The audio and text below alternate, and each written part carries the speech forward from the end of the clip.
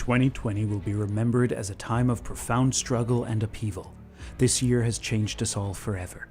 We're living through a pivotal time in history, so what we do next matters and will set the course for years to come. Over 250,000 Americans have lost their lives to COVID-19 since January. Racial disparities have reached a tipping point, with Black Americans 3 times more likely to die from the virus than white Americans. After the grievous deaths of George Floyd, Breonna Taylor, and too many Black people at the hands of police, Black Lives Matter protests launched the largest movement in U.S. history. The words, "I can't breathe" and "say her name" continue to motivate us to fight for change. The Jewish community has not been spared from the chaos. Many Jewish organizations slashed jobs at schools, synagogues, camps, and JCCs. Anti-Semitic hate speech increased at a rate so alarming that it became concern of the United Nations. Our nation is broken, divided, and suffering. However, it is often the darkest times that bring out the brightest in humanity. We were made for times like these, and we can build a better future for all. In the midst of the pandemic, JCPA jumped into action. We defended voting rights, fair election, and democratic principles. We worked towards criminal justice reform, defended immigration rights, and secured critical funding for Jewish communal institutions. We spoke out against anti-Semitism, anti-Black racism, anti-Asian racism, xenophobia, and growing hate online. JCPA mobilized our grassroots network to develop strategies, education, and toolkits. We launched advocacy campaigns that mobilized thousands of people around the country to work with elected officials as well as people from other backgrounds at their city councils, state houses, and Congress. We worked hand in hand with our National Jewish Agency members and our partners from diverse faiths and racial backgrounds. We are proud that the Jewish community and the JCPA have been at the forefront of these issues since the beginning. One of our most effective strategies that we loved sharing with you were our more than 35 webinars on major issues exacerbated during COVID-19. They lifted up the voices of those impacted and the experts that led us in responding to crisis concerns. JCPA was made for times like these. Good afternoon, everyone. Welcome to the webinar on Jewish values and civic engagement. Medical professionals have documented the lack of access to basic health services and exposure to new health risks inside immigration detention centers for more than a decade. Right now, there are about 45,000 people who are detained in these settings across the US, and COVID-19, like outbreaks before it, so just last year we had outbreaks of mumps, measles, flu, enters into whatever detention settings exist. I've seen 60 to 80 people using the same water fountain. And it was a hashtag, not an organization, a hashtag concept that a Black life matter in this society. And we need to value that life like we would value a Jewish life or any life. I want to welcome you all today to this EMI JCPA COVID-19 Emergency Town Hall meeting. So my name is Reverend John Vaughn. I am the executive pastor at the historic Ebenezer Baptist Church in Atlanta, but also serve as one of the co-chairs of the Multi-Faith Initiative to End Mass Incarceration. And you might ask, why are we involved in criminal justice? And I think it stems from a couple of rounds. One is Jewish traditions are about how every human being has inherent human dignity and worth, about how we should treat each other the way we treat ourselves, want to be treated ourselves, and about how our ability to make a difference in the world is critical. Thank you so much for making the time for this important conversation, and also special thanks for the JCPA. We see that a lot of departments are literally responding with solitary confinement. You know, Maryland is putting kids in solitary confinement, Florida, Texas, New York. You know, you name it, 9 times out of 10, the response has been solitary confinement. And we can talk about the differences between, you know, medical isolation and how punitive solitary confinement is, and how it cannot be used as a containment strategy to fight COVID-19. Even though there were movements underway all across the country, and I've been going to 20, 25 cities a year the last few years, working with these different groups, they're trying to shift resources from criminalization to community development. It's really that simple. And this is a movement that's been led by people who have experienced profound lack of safety. This is a community safety movement, led by people for whom the police have not been an adequate source of safety. The JCRCs have a critical role in holding community relations in this country. And for so long, the JCRCs have understood their work as Black and Jewish, as us and them, and have, despite good intentions, reinforced some of the systems that are now important for us to dismantle, interrogate, and restructure. And so the JCRCs have a very, very important role in ensuring that Black lives matter. We're in the community. We're experiencing disparity. And yet in the context of our responsiveness, it was a real haul to see our Jewish institutions focus on how are those disparities playing out directly in our community, and where are we accountable to invest in JOC communities to make sure they don't come to harm in this moment. I thought there was going to be a cocktail hour, some sort of reception at this event. I didn't even find a bar. I didn't think I was going to make my own drinks. But my drinks are good, so it's okay. I love the way I make cocktails. Oh, we're on. Shalom. Welcome everyone to JCPA's virtual benefit. I'm Yuval David, and I will be your MC for tonight's program. So even though I couldn't find a bar, I'm excited to be with you to support this amazing organization. JCPA plays an essential role in building a just and pluralistic America. It not only helps Jewish people to be free and thrive, but all people of every race, religion, and ethnicity. JCPA's work and mission represent my Jewish values of justice, justice I shall pursue. Tzedek, tzedek tirdof. And just like you, I'm here tonight to support it. JCPA is the organized Jewish community's primary convener and consensus builder. Its work focuses on community relations and is a much respected policy advocate that builds trusted relationships with diverse community leaders, working together in common cause. Its local national networks work tirelessly, and today, this work is critical. When our community comes together, we make an impact. JCPA needs your generous support to meet today's tough challenges. So donate online through JCPA's website or text the word donate to 855-950-5272. No? Yalla, do it. Just do it now. No amount, of course, is too small, and, well, no amount is too big.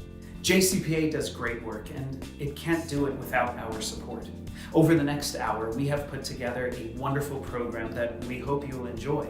We also will be presenting the prestigious Tikkun Olam Award to Congresswoman Nita Lowey and community advocate Harvey Ryder.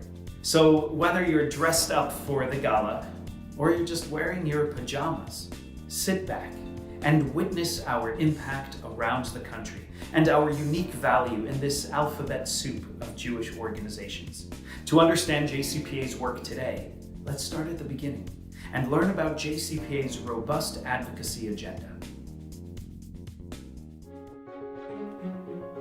When we were first created in 1944, Jewish communities had very little influence in the United States. They had no convening body, no unified voice or political power. In response to rampant anti-Semitism and the failure to prevent the Holocaust, Jewish organizations came together to form the National Community Relations Advisory Council, later known as JCPA.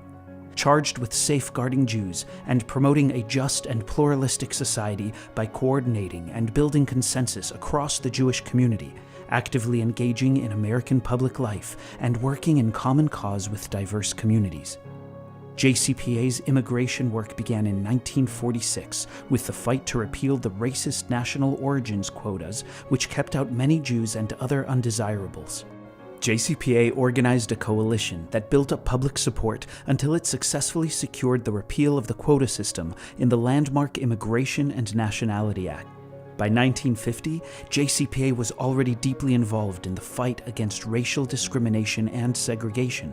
Convinced that the struggle for civil rights could only be won through coalition, A. Philip Randolph, Arnie Aronson, and Roy Wilkins co-founded the Leadership Conference on Civil Rights as a coordinating body for all civil rights lobbying, modeled after JCPA, which also housed and staffed the Leadership Conference in its early years, including as an organizer of the historic March on Washington.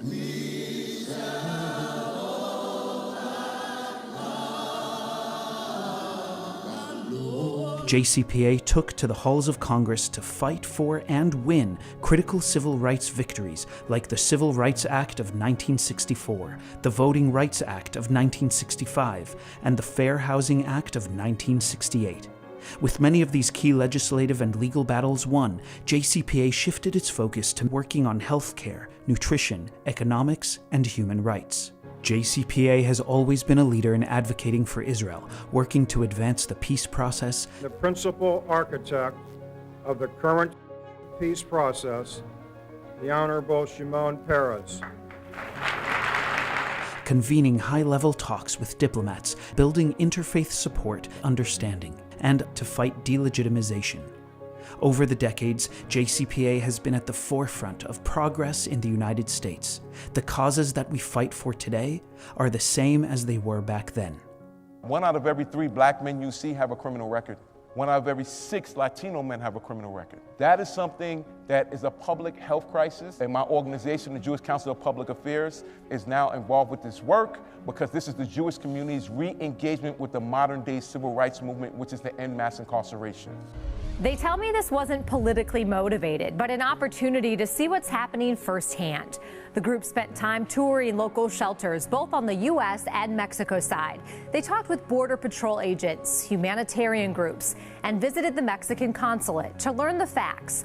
Today, JCPA brings together 16 national agencies and 125 JCRCs to find common ground, build consensus, and mobilize on critical issues facing our nation like white supremacy, anti-Semitism, advocating for Israel, racial justice, poverty, religious liberty, civil and human rights, immigration, and criminal justice reform. We built Jewish unity around a bold policy agenda, amplifying the Jewish voice, working in common cause with other racial, ethnic, and faith groups, and multiplying our collective influence.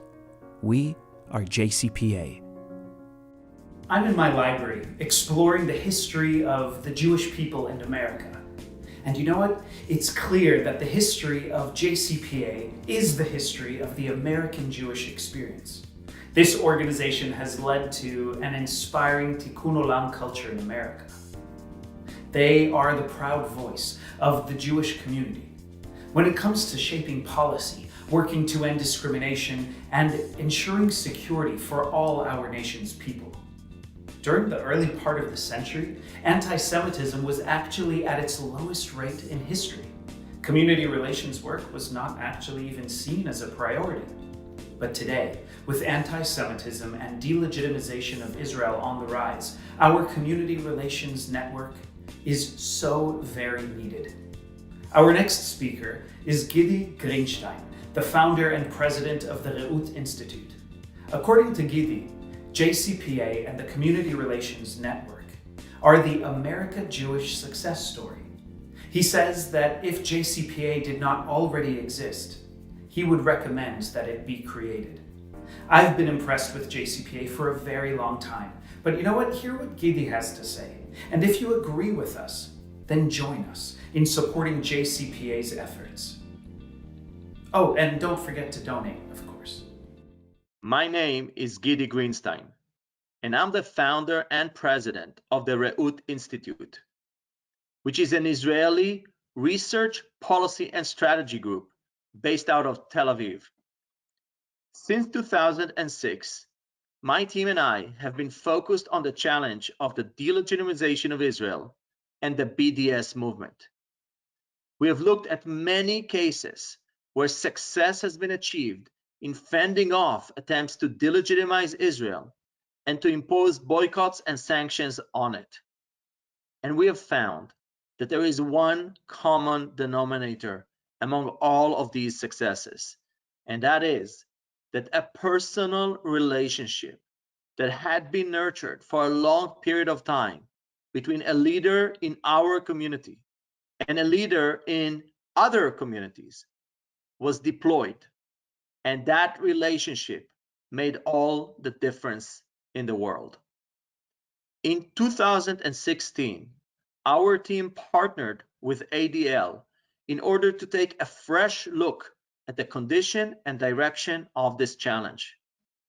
Our work led to many conclusions, but one of the most important was the observation that the work of the JCRC network and the JCPA as its keystone organization is vitally important for the long-term well-being and security of American Jewry, and therefore also for the place of Israel in this society.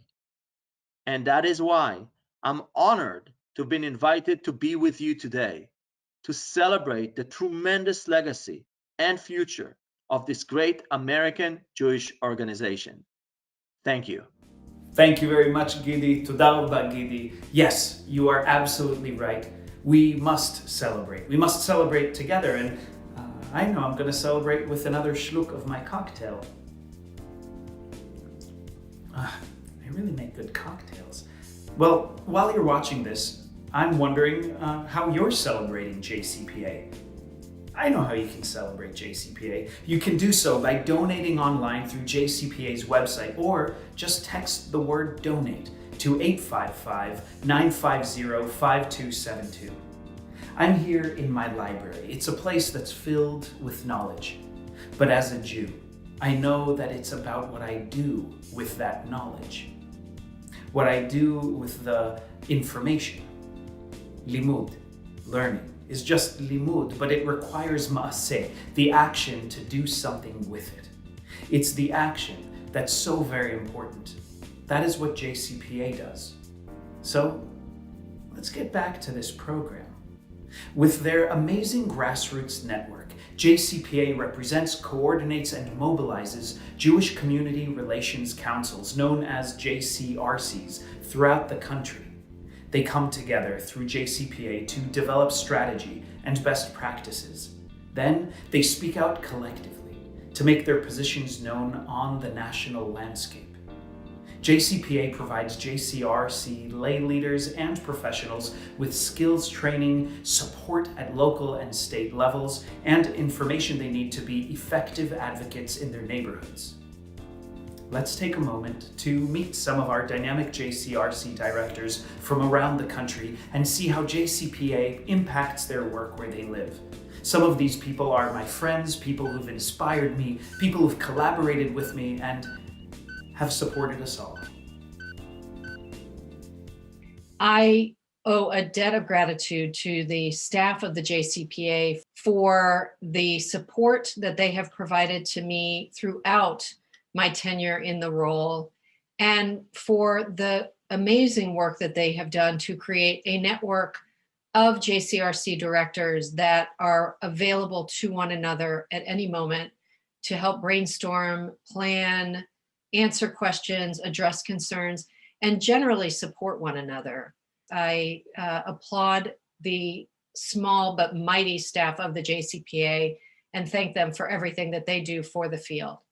2 years ago, leadership at the JCPA approached us about putting together a conference in New York that would begin to unpack and explore the incredibly important world of criminal justice reform in New York. There were many Jewish New Yorkers that were doing this work. However, we needed a deeper dive. We needed to understand it better and to see what our role was in partnership with communities of color and others who were more adversely affected by the inequities of the criminal justice system. So JCPA has really opened my world in how I engage as a citizen of the US. And it's really deepened my understanding of being and living Jewishly. I love being part of the Jewish community relations field as it brings together my passion of working with people, engaging in social justice, and building bridges both inside and outside the Jewish community. In Miami, we look to JCPA as our national hub. We look to JCPA as a trusted resource and national convener with ethnic, religious, and civic groups, as well as with political leadership. And in Miami, we look to JCPA as a mobilizer through strategic advocacy. JCPA is very important to me because it's the one Jewish organization in the United States where leaders from around the country get together, both professionals and lay leaders, to discuss a wide range of Jewish issues of importance to our community, where we actually enjoy the clash of ideas because it produces different opinions. And as a result, we get solutions that I think provide guidance that enable the JCRCs around the country to meet the complex challenges and opportunities facing our people. The JCPA professional staff has provided an outstanding resource for me when I need to run ideas by them about how to combat BDS, or racial justice, or now COVID-19, or the political crazy world we all live in. The JCPA has been there for me, and they've been there for my colleagues around the country, I know, when times are easy and when times are hard. I've been involved with JCPA since I started as a JCRC director. I love the work that I get to do every day. Every day we get to make decisions about where we want our Jewish community to be on the most pressing issues that are facing our world today. Questions of where our country goes on immigration, on racial equity, on criminal justice, on gun violence. We stand at the front lines of those, and we get to both guide our communities in the Jewish community and guide the wider region on exploring ways that our tradition and our wisdom and our conscience guides us to move our country forward in the best way possible. Back when I started, JCPA staff helped me understand that building partnerships with other organizations was how I could build the JCRC. Partner with other Jewish institutions, partner with other non-Jewish institutions, partner with government institutions. And that was how I launched, and it was absolutely fabulous advice for a small JCRC, and I would give that advice to anyone today as well. One of the key benefits of the JCPA, though, for us really has been the leadership program. The Frank Fellows Leadership Program for us was essential because we don't have a leadership program in our community for Jewish leadership, but also this was specific to community relations leadership.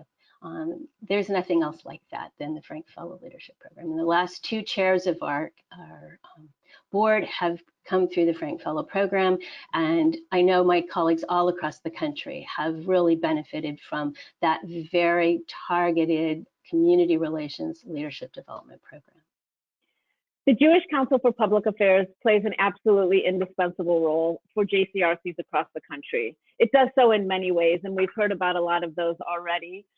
I think one of the most critical ways is JCPA's engagement in national coalitions.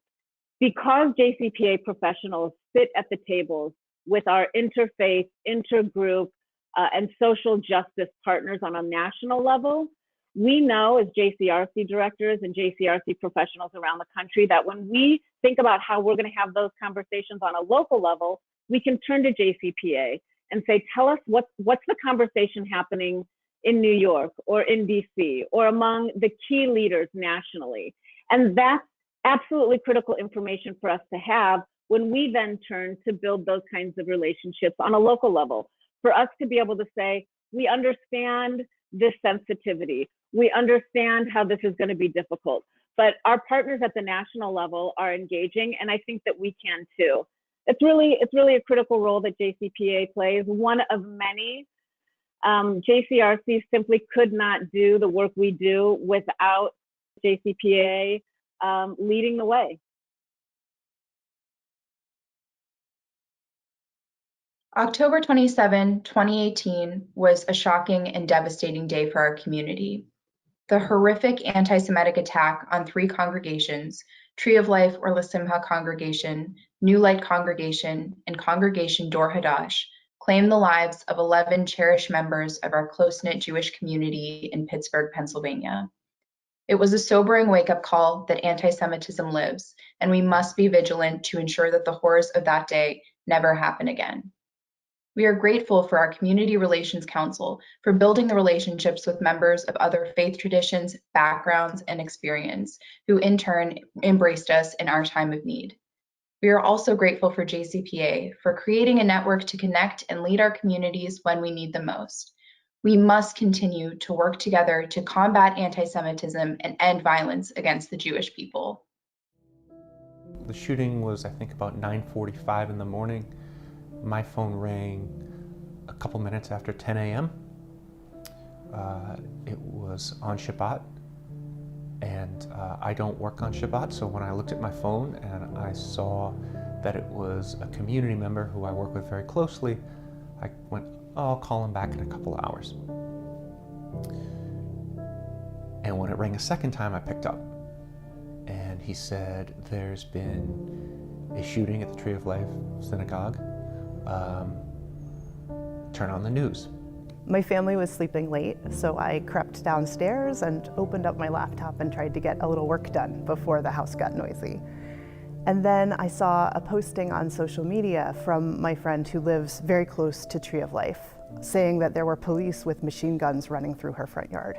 I've been getting a lot of phone calls and messages and things from people alerting me to that something's going on, so then I read them, heard that there might be a shooting in Squirrel Hill, it might be at a synagogue, it might be a lot of things, so then made a bunch of calls, tried to confirm and figure out what's going on to community leaders and people from the community that I know to make sure everybody's okay and to see if this is happening, it's hard to believe, you try to I was digging to hope it wasn't true. Every available unit in the city needs to get here now. Shots rang out just before 10 a.m. We're under fire. We're under fire. The chaos unfolding at the Tree of Life Synagogue in Pittsburgh. A SWAT team enters, discovering a scene of unimaginable horror. It was the deadliest rampage against the Jewish community in American history. It was just a feeling of sort of helplessness and wanting to do something, but what? Whenever something happens, as horrible as it may be, there is always a silver lining. And one of the silver linings that I took away almost immediately was just the immediate outpouring of support that we had for the Jewish community. Pittsburgh, we have our issues, but we're kind of proud in terms of coming together when the moment needs, and this was one of those moments. People asking how they could help, people wondering what they could do for their Jewish neighbors. Was there an event planned? Could they host an event? One of the only things we could think of is let's just be there for the community, physically, spiritually, emotionally. When people are basically struck with adversity and crisis like this, sometimes you get to see how strong they are and resilient. We, as a city and as a community, as a federation, as the Jewish Community Center, on and on throughout, really shined in the darkest hour. And that tremendous outpouring of support comes from these personal relationships that the CRC has built. At a time like this, when the Jewish community needed their Christian neighbors the most, of course we would be there. The Jewish community was with us from the beginning, our Abrahamic cousins welcomed us as immigrants, helped resettle us as refugees. We're always there and present. Even though we have our differences, we also are united by what brings us together, and we are more together than we are apart. And if we don't have that authentic relationship outside of times of crisis, you can't come together as quickly and as organically as is what happened in Pittsburgh. I've been so impressed by the work that the CRC has done in the wake of October 27th, but it doesn't surprise me because I've seen their expertise in our community for years prior. Because of the relationships built by our community, when unimaginable tragedy struck this city, the people of Pittsburgh rose up to show that we are stronger together. Building community relationships matter. Together, we show that no amount of hate can threaten the future of our Jewish community. In recent years, we've seen a dramatic rise in anti-Semitic violence in the US and globally. We're very fortunate that Deborah, a renowned historian, professor, and expert on anti-Semitism, as well as a longtime friend of JCPA, was able to stop by and speak to us about this very important and frightening concern. At JCPA's 2020 conference in February, JCPA participants put together a roadmap for combating hate, anti-Semitism, and racism. Deborah, welcome. Good evening. It's a pleasure being with you, even though it must be virtual. Hopefully, in the not too distant future, we'll be able to meet panim el panim, face to face. It's a pleasure to be here tonight to laud the work of JCPA. I've been a longtime fan. I grew up hearing about the important work of Community Relations Council. I've watched you sometimes from afar, sometimes closer up. People involved in the leadership of JCPA have always been stalwart supporters of my work, stalwart supporters of me during my legal battles. I was delighted, and more than delighted, I was honored to receive the Al Chernin Award in 2005. When I look at the list of people who have gotten it before me and then subsequently, it is a stellar group to be part of. At no time in your history has the work of JCPA been more significant, more important. We stand at a time, and as many of you know, I'm not one to speak in hyperbolic terms about danger always coming down the pike. I'm not a Jewish Chicken Little, but I think at no time has democracy been under more threat than it is today. In this country, across the European continent, in South America, in so many places. Democracy is on the defensive. It's being attacked. It's not something that many people see the need to support or defend, but it's seen as the cause for problems. If ever there was a time for your work, now is that time. And speaking closer to home, if ever there was a time to address the issues of anti Semitism on the right and anti Semitism on the left, now is that time. As Pirkei Avot teaches us, Im lo achshav eimatai, if not now, when? Now is the time. We must do this work. We must do it with a passion and a commitment like never before. I salute you, and more than salute you, I encourage you to redouble your efforts if that is at all possible. Because if ever there was a time that your work was significant, more than significant, if ever there was a time that your work was crucial, now is that time. May you go, in the words of the psalmist, Michael Lechoel, from strength to strength. Thank you very much and have a great evening. Thank you very much, Deborah. The inequities that people of color suffer in America, as seen during the pandemic and at the hands of the criminal legal system, constitutes one of the most pressing crises we face today.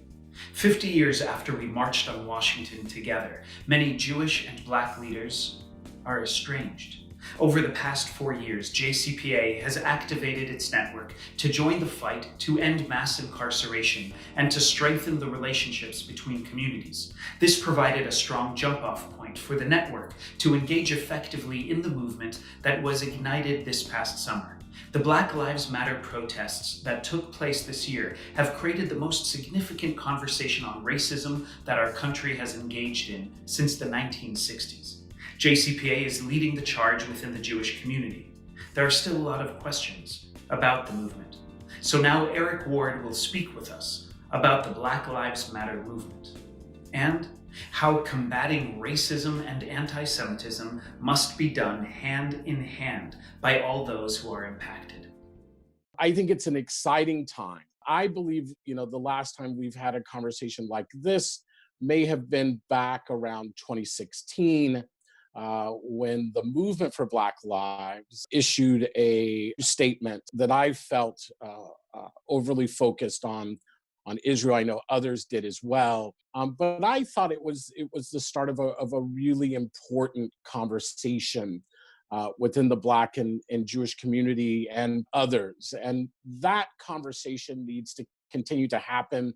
There has certainly been wrestling and confusion within the Jewish community around what does it do in this moment, where does it lean, and I want to share just 3 reflections to enter into this conversation. The first is, I would say that it's important to realize, right? We hear lots of terms: movement for Black lives, Black Lives Matters, defund police, right? Hashtags, organizations, leaders. What does it all mean? And what's important to realize is that the movement for Black Lives is a very loose network of individuals and activists from around the country. It involves both individuals and organizations. And what's important for us to understand is we should eschew drawing really broad strokes and brushes around what the movement for Black Lives believes or doesn't believe. When you see those broad strokes being painted, we have to look at it with a little bit of suspicion. I can tell you quite honestly, it is a very diverse movement with lots of different thoughts. The second piece that I would like to dive into a little bit, beyond not just over stereotyping this moment, is to understand that anti-Semitism is still very real in our society. And many of you have heard me say, there's no such thing as right-wing or left-wing anti-Semitism. There is merely anti-Semitism in America, and how political movements sometimes intentionally or unintentionally tap into it, right? They are merely functioning on anti-Semitism that exist in society. And some organizations and individuals across the political spectrum sometimes tap into that anti-Semitism for lots of different reasons, driven by bias and scapegoating, right? But the white nationalist movement has tapped into their anti-Semitism to create an environment of violence and an existential war against the Jewish community. So none of us should forget in this moment, right, that even as we argue and demand more from each other, right, that we are all being targeted in this moment because of anti-Semitism. If we treat the anti-Semitism that arises within that movement as if it's the same anti-Semitism that's arising from the white nationalist movement, we stand a chance of not only, right, dividing, right, the Jewish community from the African American community at a time where it needs to be greatly tied to one another in terms of destiny. But it is possible that it could create an irreparable rift generationally within the Jewish community itself, right? It is important for us to understand as we wrestle with these questions that Black Lives Matter is the mantra for civil rights in the 21st century. It is a demand that we moved into a society where all of us have the right to live, love, and work free from fear and bigotry. Black Lives Matters is simply a mantra that says, if we lift up those who are most vulnerable in our society, right, who rate on every life scale in terms of health and education, employment, everywhere you look, on the bottom of the well, that we lift all of ourselves up in this moment. And we shouldn't forget that even as we argue the details. It is really a moment for the Jewish community to find your own skin in the game, right? To be a co-conspirator, to be a partner, to be in partnership in the struggle for civil rights. And that means entering into a courageous, curious conversation with one another that doesn't prevent us from finding ways forward, that provides excuses for us not to do anything, but provides an opportunity for us to dive in. Thank you very much, Eric. Your words and advice are stirring and so very powerful. This country has no place for systemic racism, anti-Semitism, or division. So if you are as moved as I am about the importance of community relations, especially in times like these, please consider giving generously to JCPA. You can donate right now by texting the word donate to the number on your screen, and always by going to JCPA's website and donating there. We're now at one of my favorite moments in the program. It's time for our honorees to be presented with JCPA's prestigious Tikkun Olam Repairing the World Award. which recognizes the awardees' deep commitment and extraordinary efforts to improve the lives of those in need. They embody the Jewish values of social justice, tolerance, and civility. We're proud to present these awards to Congresswoman Nita Lowey and to community advocate and longtime JCPA leader Harvey Ryder from Washington, D.C.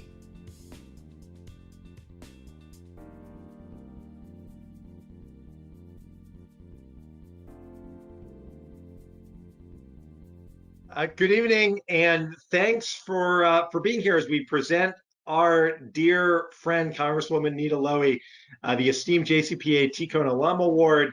Nita has been a close colleague, a terrific friend, and a mentor to me as I've served with her for my entire time in Congress.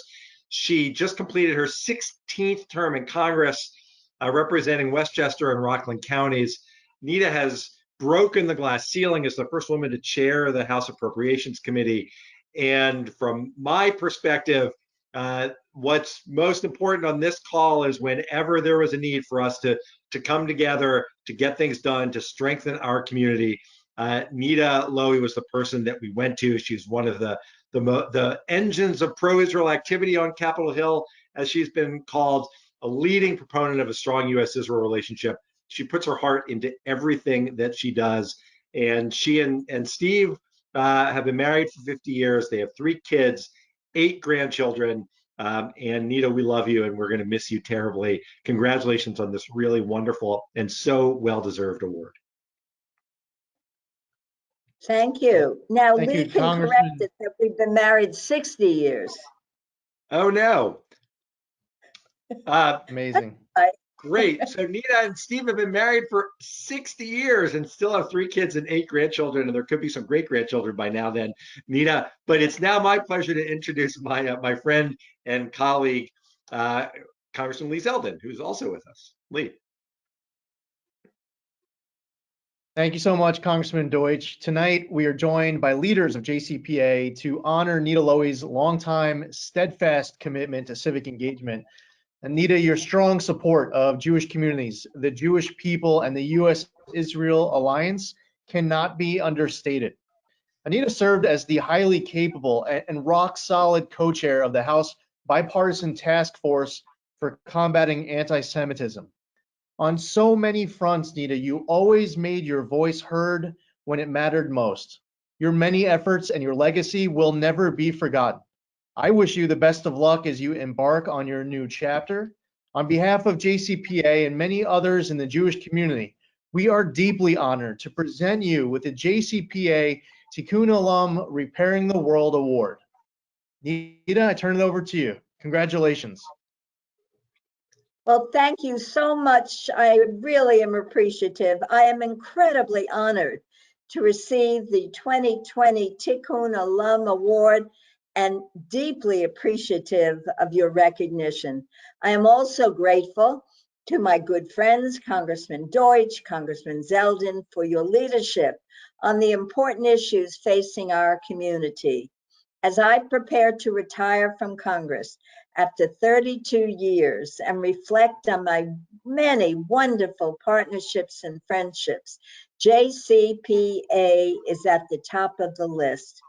Your incredible work, forging partnerships across communities and between people of different backgrounds to lend their voices to the most important causes of the day: social justice, human rights, peace and security for Israel, among many others. We know that there are no shortcuts to these causes, and I am grateful that even in the face of a global pandemic, JCPA's network tirelessly persists toward a more just world. I applaud you for your efforts to meet this goal. That's why I'm working hard before I retire to cement federal funding for programs that bring Israelis and Palestinians together through passage of the Middle East Partnership for Peace Act. I cannot thank you enough for your continued support of this bill, which authorizes resources for people-to-people exchanges that foster dialogue and cooperation between Israelis and Palestinians, from addressing conflict resolution to teaching young minds how to code, from finding new energy and water solutions to forming all-girls soccer and basketball teams. While it may not solve all the problems in the region, I firmly believe the possibilities from collaboration and cooperation are endless. The bill has already passed the House, and we're working hard on the Senate to follow suit. Thank you. Thank you again for your recognition, and most important, your friendship, passion, and devotion to the causes about which we all care so deeply. Mazel tov, Nita. Thank you. Thank you. Thank you. Thank you. I am so appreciative to all of my friends of this great organization.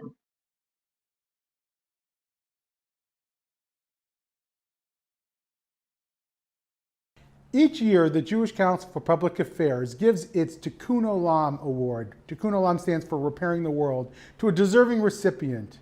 And nobody represents the idea of Tikkun Olam better than Harvey Ryder.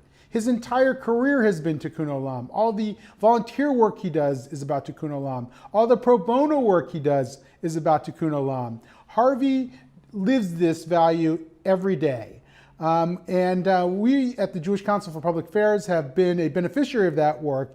He oftentimes takes up lawsuits on a pro bono basis on really big issues like the public charge case on refugees, which made it so immigrants who earn low wages are still able to apply for a green card. This is really important work, and Harvey does it with all his heart and soul, and we've often been plaintiffs in those lawsuits. So Harvey, we are so very lucky to count you as one of our friends. We are so lucky that you take this value of Tikkun Olam as seriously as you do, and we're so lucky to be able to join forces with you and the broader Jewish community that supports you and all this really important work that we do together. Harvey, on behalf of the Jewish Council for Public Affairs, we present you the Tikkun Olam Award. Thank you so much, David. I'm very grateful. David mentioned the work that we've done on the public charge case, and I guess my interest in immigration matters arises at least in part because I'm the son of Holocaust survivors and the son-in-law of a man who escaped Vienna in 1938.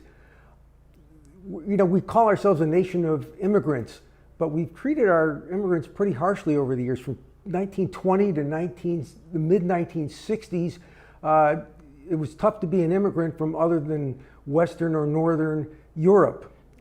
And in the 1990s, when we passed the Welfare Reform Act, it made it much harder for lawful residents who weren't citizens to qualify for aid like food stamps. And that prompted me and others in the DC area to start a program to train lawyers to handle naturalization cases, particularly important for the elderly residents of this area who came here from the former Soviet Union. By becoming citizens, they could retain some of their benefits. And of course, these last 4 years have really been horrible for immigrants. We've seen refugee numbers dwindle by 80% from what they started at the beginning of the last administration. David and I talked about the public charge case, but we also, the JCPA, and I'm proud to have been part of it, filed comments opposing a rule dealing with fees for immigrants, including fees for asylum applicants. We became only the third nation in the world to impose a fee for an asylum applicant, joining Australia, that's surrounded by thousands of miles of ocean, and Iran, which I don't think gets many asylum applications. And even there, Iran waives the fee if you can't afford to pay. I'm very proud of the work of the JCPA and the work I've been able to assist in. The Torah commands us, tzedek, tzedek, tirdof, I'm sorry. And the JCPA lives that commandment every day. I'm very proud to be a small part of its important work. I would say that They are very well-deserved award recipients. We all share nachas, pride for what you do. Before our program continues, no, have you made a donation yet? If not, don't worry, you can do it now by texting a pledge to the number on your screen. And instead of doing some other online shopping, you can also go to JCPA's website and donate there. I could use a moment to step away from my computer. Have you been traveling lately during this time? I am so ready for a trip, a vacation of some sort. How about we go to Israel?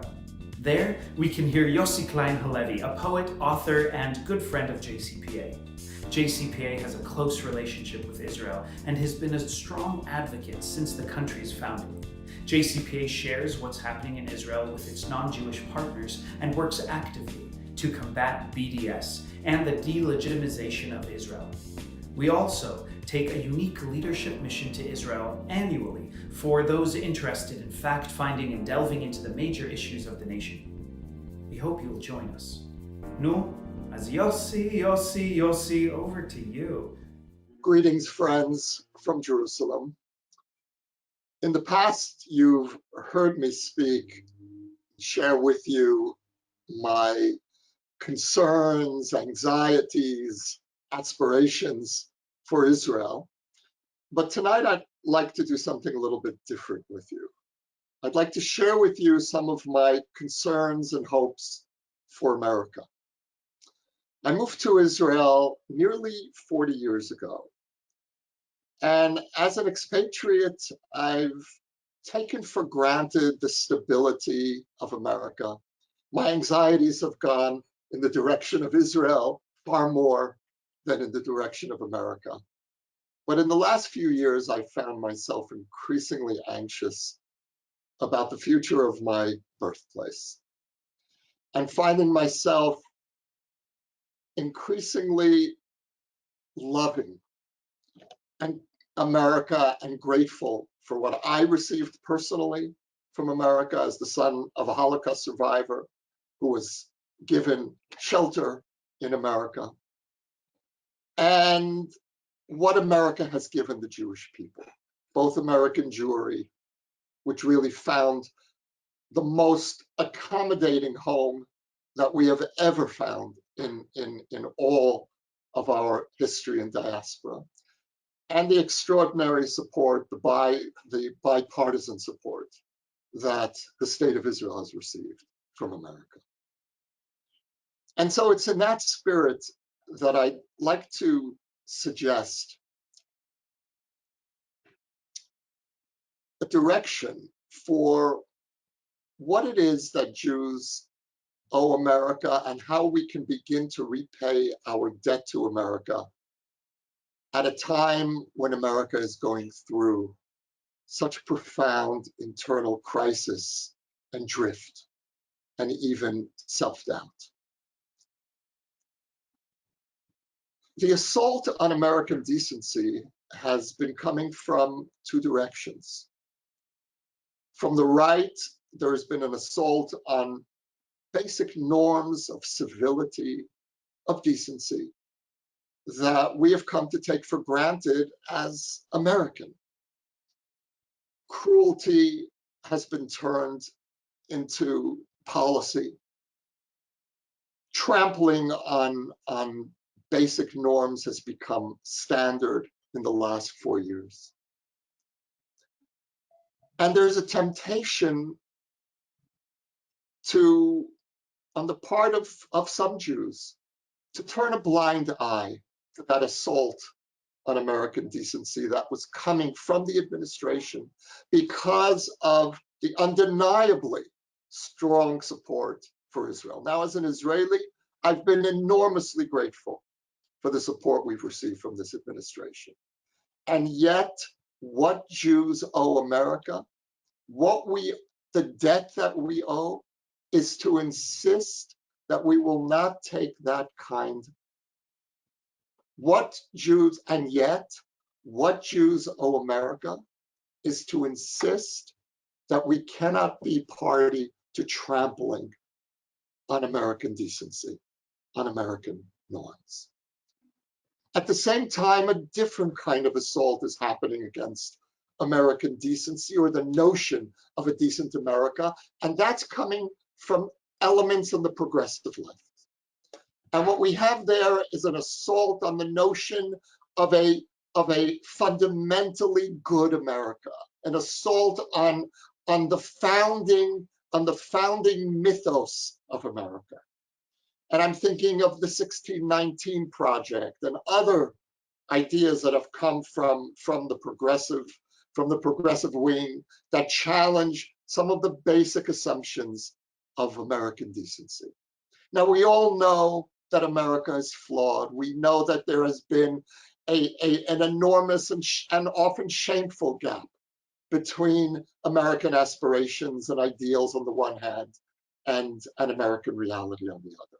But we can't allow this assault on the notion of America's fundamental goodness to go unchallenged. We Jews know that America has fulfilled its promise, certainly to us, even if it has not fulfilled its promise to all the minorities in America, and we need to stand with those minorities, as you and JCPA so beautifully do.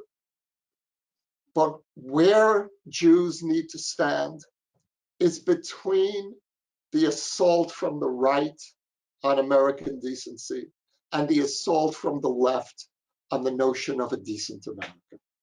And we need to affirm that however flawed, America is fundamentally a decent country and the most extraordinary experiment in political decency that the world has ever seen. And so where we need to stand is in a difficult place. You and JCPA know how to build coalitions. You know how to fight for Jewish values, for American values. You know how to bring the interests of the Jewish people and the interests of America together. No one does this better than you do.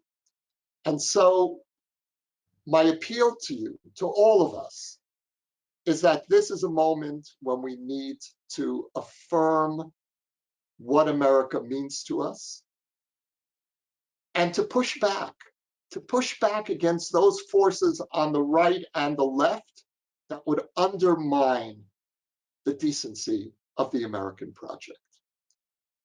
Thank you all. Thank you for the extraordinary work that you do.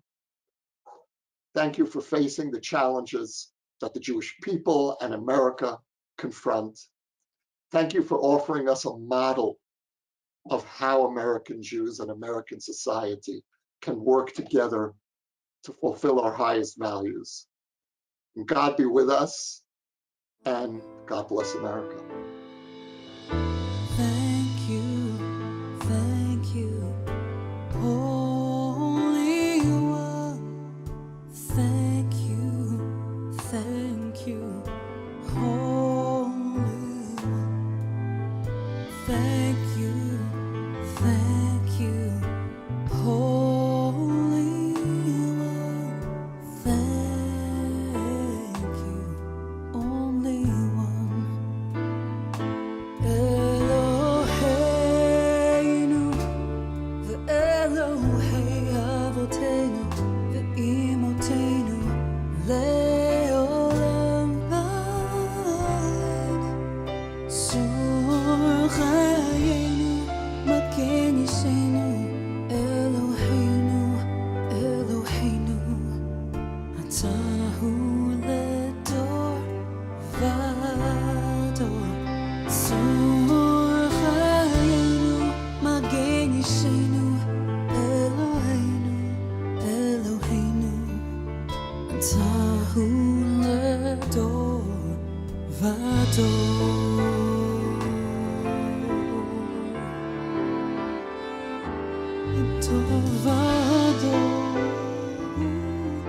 This has been an amazing program and evening.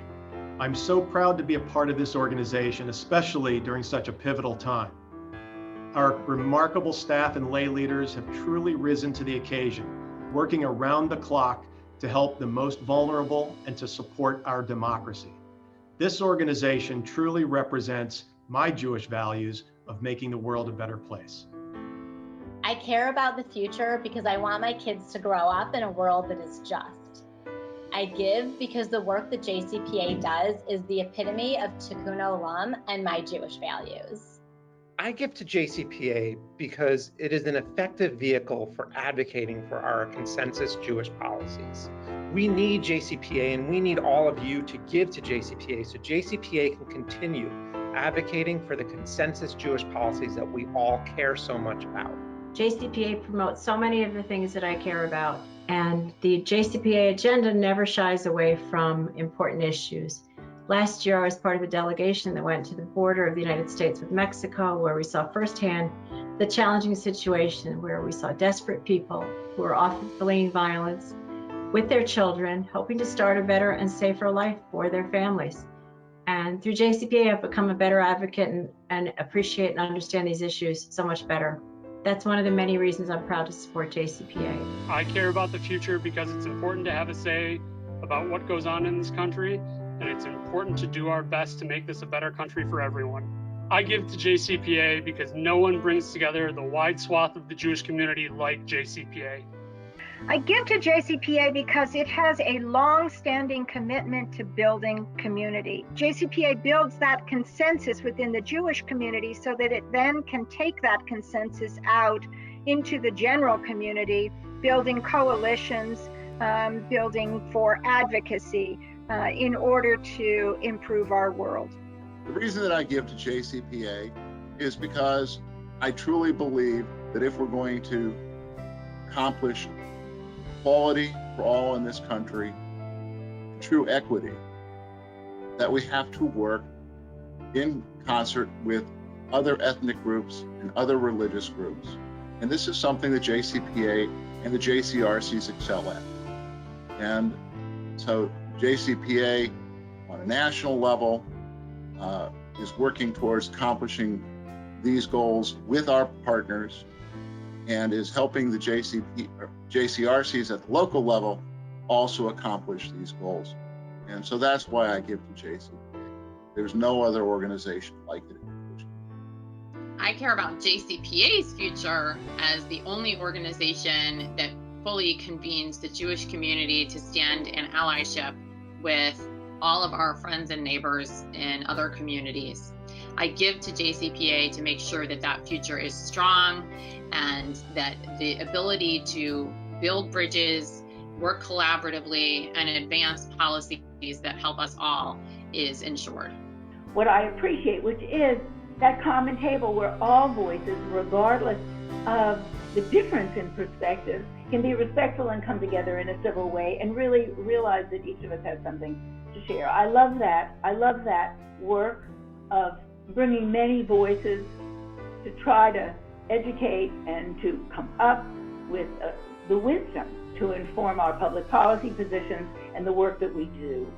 There are not so many people that understand community relations. I think for JCPA, we're very much a quiet organization. A lot of our work is nuanced, and a lot of our work is raising the work of our national organizations in our communities.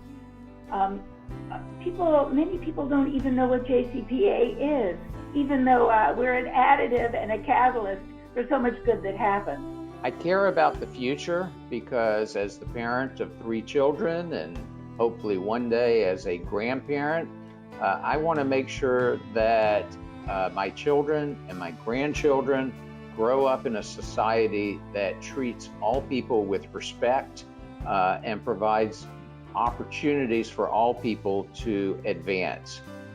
I give to JCPA because, in my opinion, JCPA is the leading organization in the Jewish community that brings together our Jewish communities from all across the country to address issues, important social issues, whether it's criminal justice reform or immigration reform or making sure that we have free and fair elections. This is the organization that brings together all of our Jewish communities and facilitates our ability to work together to advance those important issues. I care about the future because I support a just and free democracy in society and believe that we should all work together to convene, to consensus build, and to provide support to a network of JCRC and national member organizations around the country. I give to JCPA because I believe it is so important to have a national hub to provide the education, the engagement, the skill building, and the training and resources for our network of 125 JCRCs and 16 national member organizations. I have seen firsthand how the JCRCs, whether small or large community, have leaned during these very challenging times on JCPA and their depth and breadth of knowledge on so many important issues. I care about the future because I want my grandchildren to grow up in a world where diversity is celebrated, where compassion is encouraged, and where power is used to bring about fair and just society. I give to JCPA because I know that our work has tremendous impact in these areas and will become even more important over the years as we strive to heal a divided America. Thank you for joining us virtually tonight. But just because this program is just about over, the work is not done. Our initiatives are never over. We have so much more to do, and we need your help. So donate and support. Make a gift by texting the word donate to the number on your screen or by visiting JCPA's website. No gift is too small or too large. Sei gesund und stark. Stay healthy, safe, and active. Our actions now will affect our future. So be well and good night. ועכשיו, לילה טוב. ונומי נומי.